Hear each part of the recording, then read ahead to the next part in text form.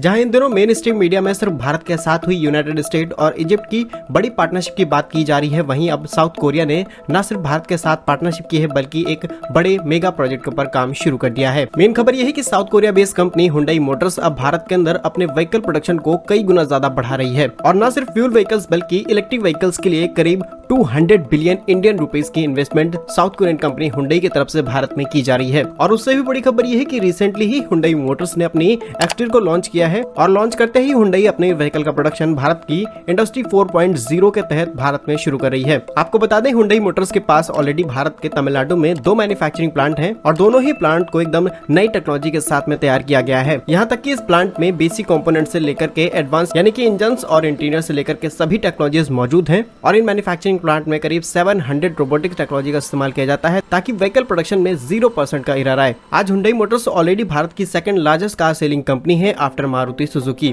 Third number पर Tata Motors का नाम गिना जाता है और कुछ समय पहले ही हुंडई मोटर्स ने अनाउंस किया था कि भारत एक काफी पॉपुलेटेड कंट्री है और ऐसे में देश के अंदर इलेक्ट्रिक व्हीकल्स की डिमांड लगातार बढ़ रही है। जहां हुंडई मोटर्स का प्लान है कि अगले 10 सालों में करीब 200 बिलियन इंडियन रुपीस इन्वेस्टमेंट की जाएगी ताकि नई यूनिट्स को सेटअप किया जा सके इलेक्ट्रिक व्हीकल के प्रोडक्शन के लिए। इसके अलावा चेन्नई के पास मौजूदा वक्त में कंपनी के पास जो भी मैन्युफैक्चरिंग प्लांट है उनकी एनुअल कैपेसिटी करीब 7,75,000 है और इसको बढ़ाकर के कंपनी 8,50,000 करने जा रही है। फिलहाल इन दिनों सबसे ज्यादा बात की जा रही है हुंडई मोटर्स की रिसेंटली ही लॉन्च हुई एक्सटर के बारे में। आइए बात करते हैं इस कार के कुछ खास फीचर्स के बारे में। रिपोर्ट्स के मुताबिक इससे करीब 5 वेरिएंट्स के अंदर लॉन्च किया जाएगा जो कि एक 5 सीटर कॉन्फ़िगरेशन कार रहेगी। इंजन एंड ट्रांसमिशन की बात की जाए तो 1.2 लीटर पेट्रोल इंजन आएगा 83 PS एंड 114 Nm टॉर्क के साथ में, जिसमें 5 speed manual transmission and as well 5 speed in automatic. इसके अलावा ऑप्शनल में CNG किट भी ऑफर की जा रही है सेम 1.2 पेट्रोल इंजन के साथ में। इंटीरियर डिजाइन और फीचर्स की बात की जाए तो 8 इंचेस का टच स्क्रीन इंफोटेनमेंट सिस्टम, इसके अलावा 6 कनेक्टेड कार फीचर्स, इसके अलावा 4.2 इंचेस की digital driver display, cruise control, wireless charging, automatic temperature control, single pane sunroof, dash cam with dual cameras, rain sensing and